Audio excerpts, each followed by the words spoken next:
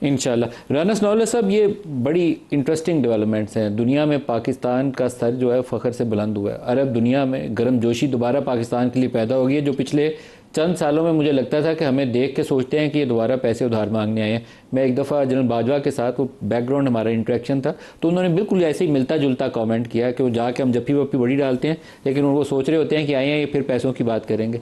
तो I think इस ये जो 4-5 रोज़ गुजरे हैं मई के, इन्होंने आपका पूरी दुनिया में एक नया नक्शा बना दिया। आपका एक पावरफुल कंट्री के तौर पर आपकी री इमरजेंस हुई है। गोइंग फॉरवर्ड आप कैसे देखते हैं कि इसके ऊपर कैपिटलाइज कैसे करेंगे?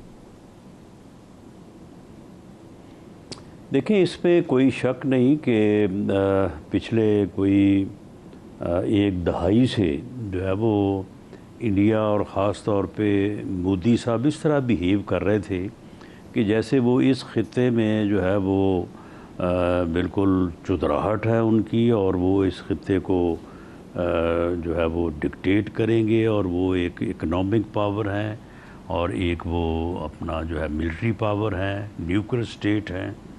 और अब तो ये था कि वो अक़वाम मुत्तहिदा में जो है वो ख्वाहिश कर रहे थे कि उनको एक सुपर पावर के तौर पे जो है वो माना जाए, और उन्हें राइट ऑफ वीटो का इख्तियार जो है वो दिया जाए। तो अब ये देख लें कि इन 4 दिनों में जो है वो इंडिया जो है वो कहाँ था और कहाँ से वो गिरा है, और किस तरह से वो ज़मीन बोस हुआ है। और पाकिस्तान के मतलब जो एक कमज़ोर स्टेट का, बल्कि इंडिया तो एक ज़ैली स्टेट के तौर पे जो है वो नक्शा पेश कर रहा था। पाकिस्तान किस तरह से न सिर्फ कि एक बराबर की जो है वो रियासत, मुल्क और एटमी क़ुव्वत के तौर पे, बल्कि उससे भी जो है वो बालादस्त हो के जो है वो पाकिस्तान जो है वो सामने आया है। और पाकिस्तान ने हर महाज पे, वो जो है वो मिलिट्री का महाज हो, जंग का जो है वो मामला हो, या वो डिप्लोमेटिक साइड हो, या वो इस्लामी मुल्कों का जो आपस में एक दूसरे को जो है वो सपोर्ट करने का मामला है, यानी हर महाज पे पाकिस्तान ने जो है वो बहुत ही बेहतर अंदाज से जो है वो अपने आप को पेश किया। और अल्लाह ताला ने राना साहब, इस बात का कितना ख़तरा मौजूद है कि आप भारत की तरफ से दोबारा किसी जारहियत को देखें पाकिस्तानी बॉर्डर्स के ऊपर? क्योंकि वहाँ से जो बयानात आ रहे हैं, ये एक एक्सट्रीमिस्ट माइंड सेट है जो इस वक्त हुकूमत कर रहा है भारत के अंदर। अटल बिहारी वाजपेयी का ताल्लुक भी बीजेपी से था, लेकिन वो एक डिफरेंट पर्सन था। वो जब इधर लास्ट टाइम भी उन्होंने विजिट हुआ था, तो उन लोगों से वो वाइब्स नहीं थी मिलती जो नरेंद्र मोदी से मिलती हैं। ये तो जैसे वो टीटीपी टाइप लोग होते हैं ना, उस टाइप की से वाइब्स आती हैं। तो अगर वो दोबारा ऐसी किसी जारहियत का इर्तिकाब करता है, तो उसके लिए क्या हुकूमत तैयार है? देखिए, इसकी 2 साइड्स हैं।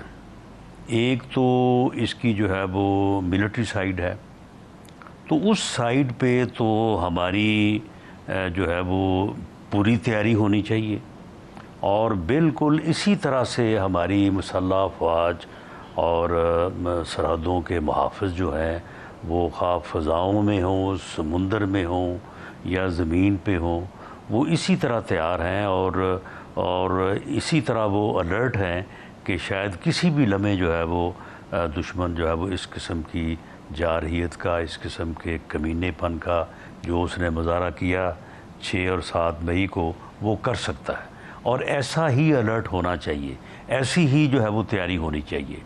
जहाँ तक पॉलिटिकल साइड और गवर्नमेंट साइड के ऊपर है, तो उस पे हमारी ये कंसिडर्ड ओपिनियन है कि जो हिंदुस्तान के साथ हुई है, और जिस तरह की सूरत हाल जो उन्हें पूरी दुनिया में मिली है, तो उसके बाद और फिर जैसा मौसर मुंह तोड़ जवाब जो है वो मिला है, इंडिया ये जुर्रत नहीं करेगा।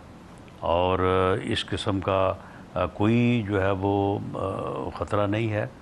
मामला ये है कि मोदी को वहाँ पे जो है वो अपने जो है वो सियासी तशख़्ख़ुस के और अपनी जो उसकी पॉलिटिक्स है, इलेक्टोरल, उसके लाले पड़े हुए हैं। तो वो अपनी जो है वो यानी जो उसकी मुल्क के अंदर जो उसकी ज़रूरत है या कंजम्पशन है, तो उसके लिए ये बयानबाजी कर रहा है। और इन बयानों में कोई ऐसी वैसी जो है वो वर्थ नहीं है, और इंडिया इस किस्म की ज़रूरत नहीं कर सकेगा।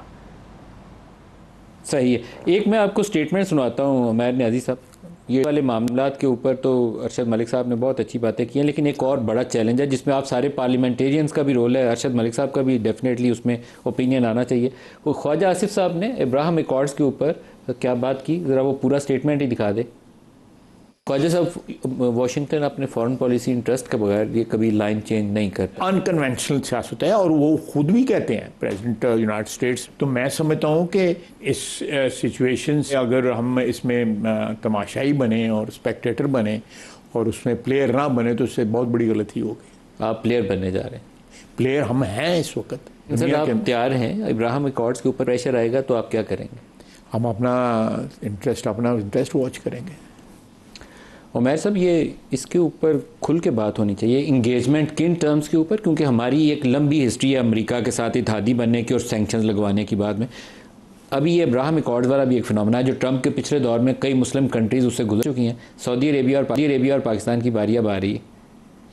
देखिए, न्यू वर्ल्ड ऑर्डर का प्रेशर तो एक बिल्डअप बन रहा है, बल्कि कहते हैं टेल अवीव में अब तो बैनर्स भी शायद लगने लग गए हैं। तो ये चीज़ें हमारे कान खड़े करने के लिए काफ़ी होनी चाहिए। क्या करना चाहिए? देखिए, हम बैठे हैं क्रॉस रोड्स पे, हम सिविलाइजेशन के उस जगह पे बैठे हैं जहाँ क्लैश ओरिजिनेट होता है। एक तरफ हमारा राइट फ्लैंक भी हमारे अपोजिंग खड़ा है, और इसराइल जिस तरह से पेनिट्रेट करने की उसने पूरी कोशिश की और ईरान ने जिस तरह उसे रिपल्स कर दिया, तो हमारे लेफ्ट फ्लैंक पे भी वो आके तकरीबन बैठ गए थे।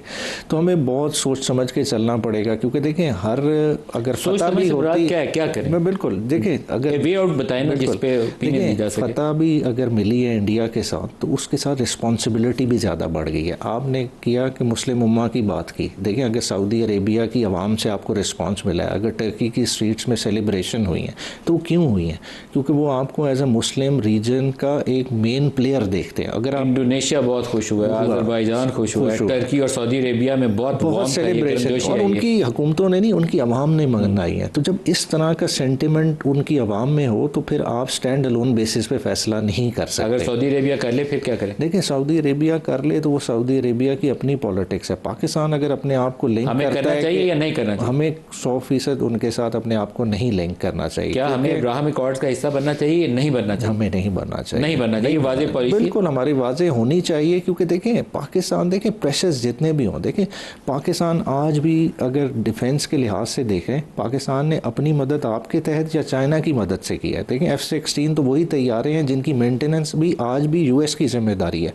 प्रेस्लर अमेंडमेंट्स के ज़रिए सैंक्शंस लग रहे हैं, जो प्रॉब्लम्स आ जाए, आप तो अपने जहाज़ को भी नहीं सही तरह से चला सकते कि उनके कोड्स भी अमेरिका के पास हैं। टेक्नोलॉजी ट्रांसफ़र वो आपको करना नहीं चाहते। जब इस तरह की सूरत हाल हो, आपको समझ आ जानी चाहिए कि आपका असल इंटरेस्ट कहाँ लगता है। देखिए, रीजनली हम स्ट्रॉन्ग नहीं होंगे, हमारे रीजनल ट्रेड बैरियर्स नहीं उठेंगे, हम नहीं सर्वाइव कर सकते। अरशद मलिक साहब, इसके ऊपर आपसे राय चाहता हूँ। ये बड़ा थॉर्नी इशू है और लगता यह है कि सऊदी अरेबिया और पाकिस्तान को इस मामले में क्लब करके दबाव में डाला जाएगा, और वो जो मोहब्बतें हो रही हैं बड़ी पाकिस्तान में, कहीं पीछे उसके हो सकता है कि बिगर पिक्चर में ये चीज़ भी सामने आ जाए। नदीम भाई, मैं आपकी इजाज़त से, ऑल्दो ये मेरा डिपार्टमेंट नहीं है, आपके पास बड़े अच्छे लोग बैठे हैं जो आपको कमेंट करेंगे, लेकिन एज एन इंडिपेंडेंट मेरी ओपिनियन ये है। इसकी थोड़ी सी बैकग्राउंड देखें। आज या कल में आपने वो क्वाड अनाउंसमेंट भी देखी होगी जिसमें ऑस्ट्रेलिया, जापान, अमेरिका और इंडिया ने एक स्टेटमेंट दी है, और ढके छुपे लफ्जों में बड़ी, जो हमारे लिए लम्हा फिक्री है। दूसरी तरफ अगर आपने एक और स्टेटमेंट पढ़ी हो जिसमें SCO में इंडिया ने किसी तौर पे भी इजराइल को कंडेम नहीं किया, और वो जो स्टेटमेंट निकली है जिसमें सबने इसराइल को कंडेम किया, उसमें उन्होंने कहा कि जी इस डिस्कशन का हम पार्ट नहीं थे। नदीम भाई, जहां तक मेरी जाती राय है, हम इब्राहिम अकॉर्ड का हिस्सा उस सूरत बिल्कुल नहीं बन सकते जहां पे हमें इसराइल को तस्लीम करना होगा। उसकी वजह बड़ी क्लियर है। 1995 से लेके जब तक हमें होश है, जब मैंने 1978 में फोर्स ज्वाइन की, तो मुझे आज उस वक्त से लेके आज तक जो सबक मिला और जो मुझे इजराइलियों के साथ इंटरेक्शन हुई और जो मेरी ग्रूमिंग हुई है, वो यही है कि मेरा अजली दुश्मन तो मेरे मशरिक की तरफ है, लेकिन उसके ताने बाने इजराइल में जाके लगते हैं। तो ये कैसे मुमकिन है? अब ये जो क्वाड कॉन्फ्रेंस, अच्छा एक और नदीम भाई, आप जरूर आप पढ़ने वाले आदमी है, पढ़े लिखे आदमी, ये जो यूके के प्राइम मिनिस्टर की आज स्टेटमेंट आई है ऑन इस्लामाइजेशन पे, वो भी आपकी नजर से गुजरी होगी, वो बड़ी खतरनाक स्टेटमेंट। तो ये कहना कि ये स्टेटमेंट्स डीप स्टेट एक्टर्स के होते हुए हम अब्राहम अकॉर्ड का हिस्सा बन जाए किसी और मुल्क की खुशनुदी के लिए, मैं इससे मुत्तफिक इसलिए नहीं हूं। कोई मुल्क किसी की जंग नहीं लड़ता, हर मुल्क अपने मफादात का तहफ़्फ़ुज़ करता है। अगर आज हम लव बर्ड हो रहे हैं तो हमें अपने मफादात वहां तक पहुंचाने चाहिए, अपना पॉइंट ऑफ व्यू क्लियर करना चाहिए और ये बता देना चाहिए कि जहां तक पाकिस्तान की सालमियत गारंटीड नहीं हो सकती, हम किसी ऐसे शाखसाने का हिस्सा नहीं बन सकते। ये मेरी जाती राय, मैं डिप्लोमेट नहीं हूँ, मैं सियासी आदमी नहीं हूँ, बट ये मेरी बिल्कुल एक आम आदमी या जो एनालिसिस मैं करता हूँ अपनी फौज के लिहाज से, और उसके लिहाज से आपको तैयार होना चाहिए। मैंने पहले स्टेटमेंट दी कि हमने हिंदुस्तान का कोई कोना ऐसा नहीं इंशाअल्लाह अल्लाह के फजल से जहां हम नहीं पहुंच सकते, लेकिन हमें अपने आप को तैयार करना है जंग के लिए और किसी भी वाक़े के लिए किसी और डायरेक्शन से भी अगर वो आती है।